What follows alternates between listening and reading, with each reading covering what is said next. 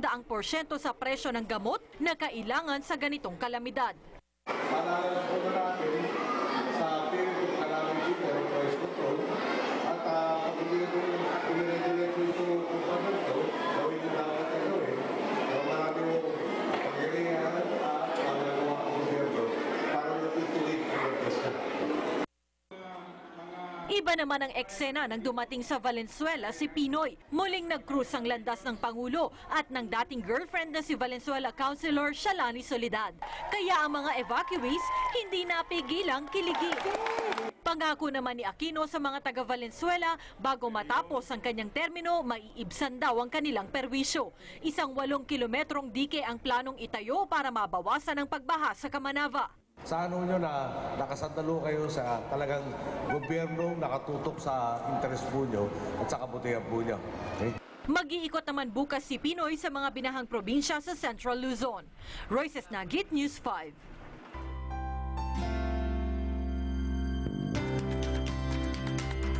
Mga kapatid, tulad ng sinabi natin itong mga nakarang araw, gumaganda na ang panahon sa Luzon. Itong umaga halos walang ulap na tumakip sa Metro Manila, Southern Tagalog at Visayas. Nakakonsentrate na ito sa Hilaga at gitnang Luzon.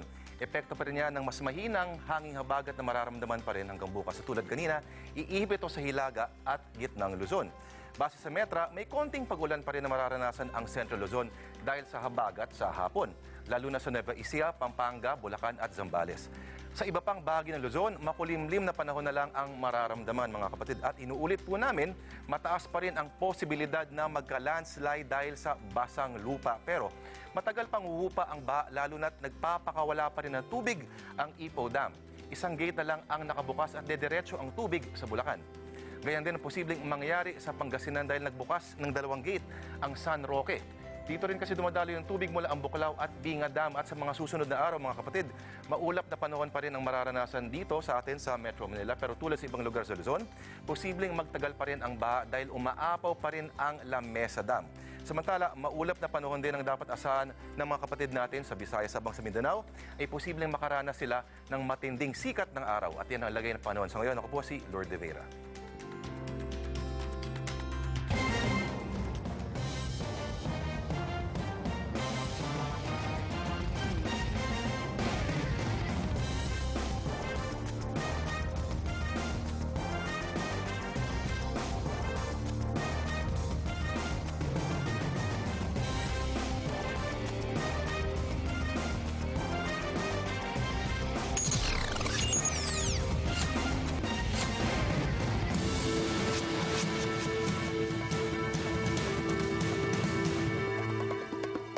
Mga kapatid, napasok na ng News 5 ang lugar ng Malabon kung saan 3 araw na itong binabaha.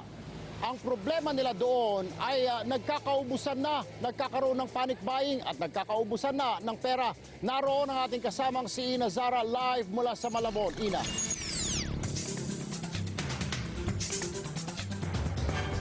Yes, Erwin, matapos nga ang 2 linggo ng pag-ulan ay gumanda na rin sa wakas ang panahon dito sa Malabon. Kaya kanina ay nakapaglibot-libot na tayo dito at doon tumambad sa atin ang iba't ibang problema ng mga residente sa iba't ibang barangay dito.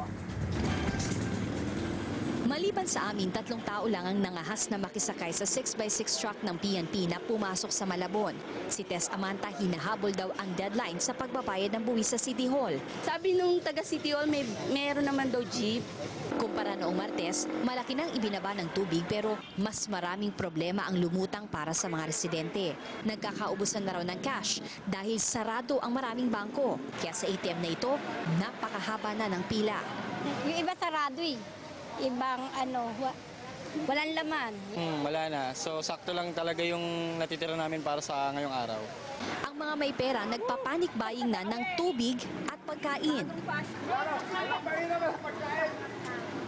Si Aling Eliza, bitbit pa ang mga pinamili. Naabutan kong nakasalbabida na kahit hanggang tuhod pa lamang ang baha. Ba't nakasuot na po kayo ng salbabida? Nandito po tubig ko sa Tunsuya po, sa Roque doon. Problema na ang mga sakit sa 43 evacuation center sa lugar. Pero 6 na kahon ng gamot na lamang ang paghahati-hatian ng halos 16,000 pamilya.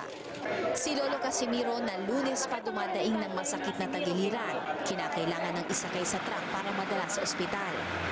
Ang problema kasi yung 21 barangays namin na lumubog, all the health centers and including our Pagamutang Bayan ng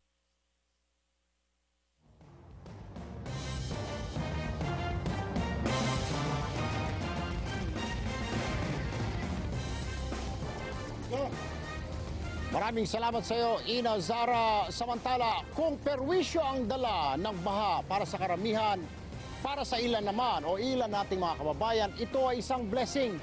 Hindi kasi kayang pigilan ng anumang baha ang kumakalam na sikmura. At patunay dito ang sitwasyon sa Valenzuela kung saan tuloy ang buhay at hanap buhay ng mga residente doon. Ilang araw ng lubog sa tubig baha ang naturang lugar. Narito po ang report.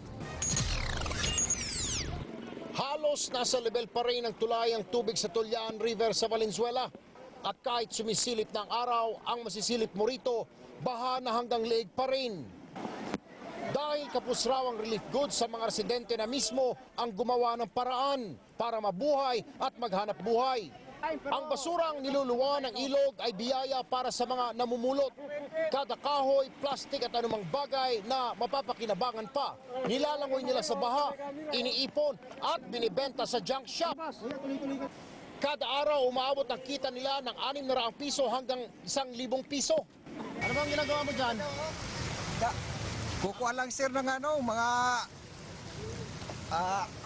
yung kalakal po. Kumikita rin naman kahit paano. Dito ngayon? Opo. Ang kapalit ng kita ay ang peligrong dala ng lugar. Hindi nila alam kung kailan lalaki o lalakas ang agos ng tubig dahil sa walang patid na ulan. Ang tanging tungtungan ng mga nangangalakal ay ang tambak ng basura sa gitna ng malakas na agos ng ilog. Ano po, nag-iingat po sa gilid-gilid lang po. Hindi lang pupunta sa gitna. Pero sabi nga, walang seryosong panganib sa taong nanganganib na sa gutom at kawalan. Hindi lupa itong aking kinatatayuan ngayon, kundi tone-toneladang basura na nagbara dito sa may Tulyahan River. Bagamat delikado, hindi alintana ng mga nangangalakal na ito ang panganib para lamang daw makakain ng kanilang pamilya. Erwin Tulfo, News 5. Walang patid ang paghingi ng tulong ng mga kapatid nating naapektuhan ng delubyong hatid ng habagat. Sa isinagawang telethon ng Good Morning Club kaninang umaga, daan-daang tawag ang ating natanggap. Narito ang report. Agad sumaklolo ang Alagang Kapatid Foundation sa Joshua Caleb Christian School sa Marikina kung saan 300 tao raw ang natrap sa lagpas taong baha. Humupa na ang tubig nang dumating kami, pero naiwang gutom ang mga stranded sa paaralan. Ito pong binibigay nyo, ibibigay talaga namin doon. Pwede nga kami, hindi kami, unahin namin sila. Sa aming pag-iikot kasama ng MMDA Road Emergency Group, kitang-kita pa rin ang iniwang pinsala ng nagdaang baha sa Barangay Tumana.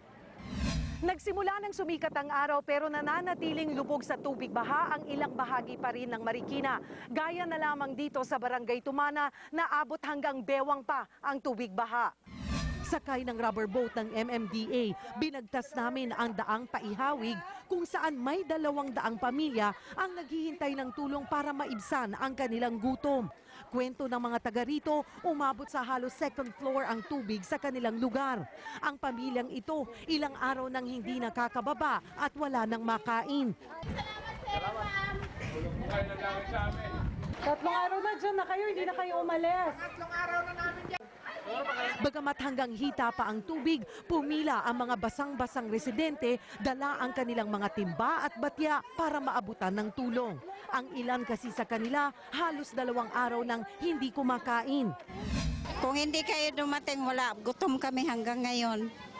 Ilang araw na kaming naghintay.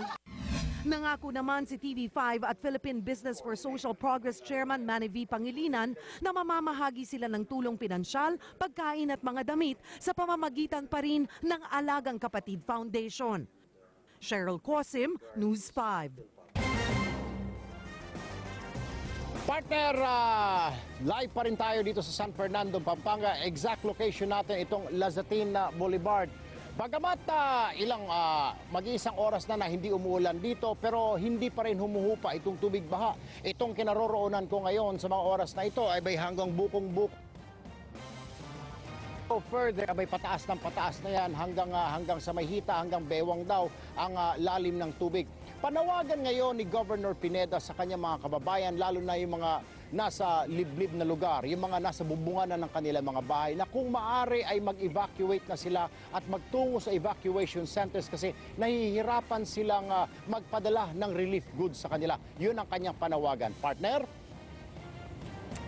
Okay, Erwin, maraming salamat. Mag-iingat kayo dyan. At yan po ang mahigit kalahating oras ng Maaksyong Balita. Mga balitang pundasyon ng matalinong opinyon at konkretong solusyon. Ako po si Cheryl Cosim. Saan man, kailanman, kapatid, higit sa balita, aksyon.